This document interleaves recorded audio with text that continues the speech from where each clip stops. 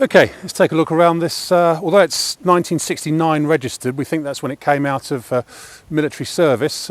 We think from the chassis number it's actually sort of 1961-62, so probably very early Series 2A, we think. But in those days, the military didn't go back and, it wasn't said when they were first registered. It says actually says declared manufactured unknown on the V5. But it's a Series 2A with a few Series 3 bits, ex-military. An ex-military radio vehicle that is 12 volt, it's not a 24 volt one, with all the proper Series 2A front end and what have you. Series 3 bits, it's got Series 3 bulkhead in it, and I think seat box as well are from a Series 3, and the engine and gearbox are Series 3 as well, so it's got the all synchro gearbox on it, but the engine does seem to be an ex-military one. Right, what can we tell you about? It's obviously a soft top one.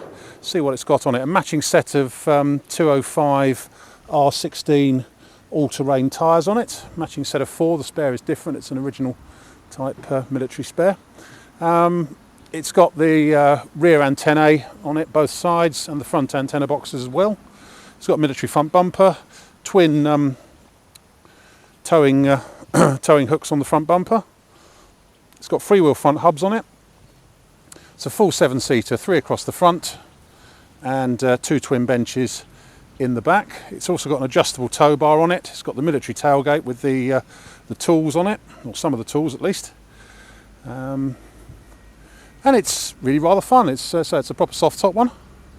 Let's go around and pick out some good bits and bad bits. The paint is basically military standard. In other words, not sprayed not sprayed basically. I think it's either been rolled. I think it's been rolled, this one. And many coats of different colour paint hiding underneath the current olive drab, I should imagine. But it all looks as it should be for a military vehicle, should we say? Because they're never painted to particularly high quality, but it's nice. It's still got the bridge weight badge on and a couple of military insignia as well. But it's all quite. It's very straight actually. It's not sort of dented or anything. Really anywhere, it's nice and straight. All round here, it's all very straight round the front end. So lots of areas where where old paint has lifted and it's been painted over again subsequently, but so it is a military vehicle, so I think you can probably get away with that. Looking down the sides, looks pretty straight, although I suspect the near side door isn't closed properly at the moment. No, it's not. I think we can do better than that. There we go. All very straight on the near side wing. Up here on the scuttle, all looks okay and quite strong round there. Although again, once again, evidence of paint lifting and stuff here and there. The tilt has got a few patches on it, but it does seem to be watertight, this one. It doesn't seem to be letting in water, but there are a few patches on the top of the tilt. Near side door, it's all good. Near side base of the A-post has probably had some work down there. It's all a bit ragged, but no holes or anything, but I suspect that's had some work. Doors themselves, passenger door is pretty good. It's not wobbling on its frame or anything, or the door tops are all in pretty good shape. Yeah, it's had some work on the A-post down here. There's a section been let in down there. Footwells are all good. Obviously this floor panel could fit slightly better. Inside here, say Series 3 bulkhead. It's also got a radio, which it's a rather elaborate fit. Doesn't seem to be working at the minute. It doesn't seem to be connected. But say the original type military seats across the front. So Series 3 dash. In the back here is quite interesting. It's got this locker on the back here, which is actually chock full of radio bits and bobs, as is that rucksack over there, or knapsack, which we'll leave with it. It's got all sorts of radio bits and pieces in it. So twin bench seats in the back. One of them looks a damn sight newer than the other one. Near side rear wing is all good. Looking underneath it, has been, by the look of it, quite heavily undersealed. No doubt it will have had some patches. I can see some around the suspension mounts and stuff, but it all looks pretty solid. Around the tail end, cross member looks good. Tailgate all looks quite nice. In the back here, a radio has come with it. That is just sitting in the floor, so it could be taken out if you don't want it.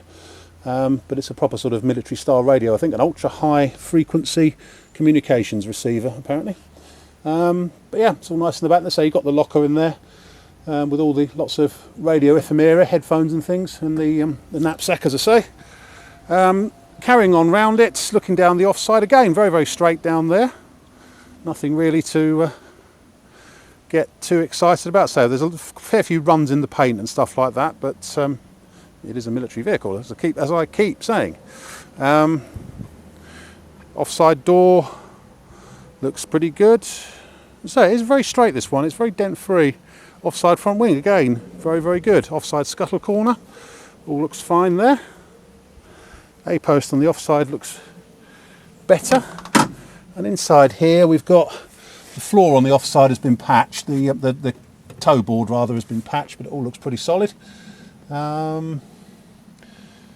Driver's door, a little bit of rust in both corner, but no more than that. And so it's not all waggly or anything. It's quite good from that point of view.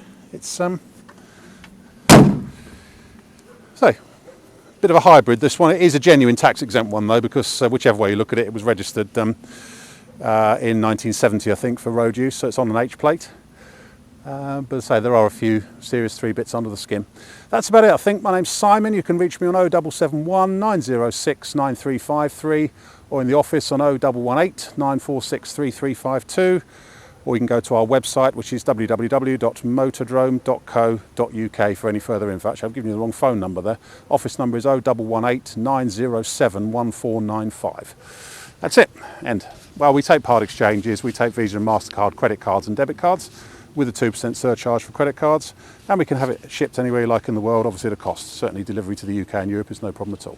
It's about to go into our workshop for a little bit of engine work, so it's not running particularly cleanly at the minute, and there'll also be MOT while it's in there. That's it. End.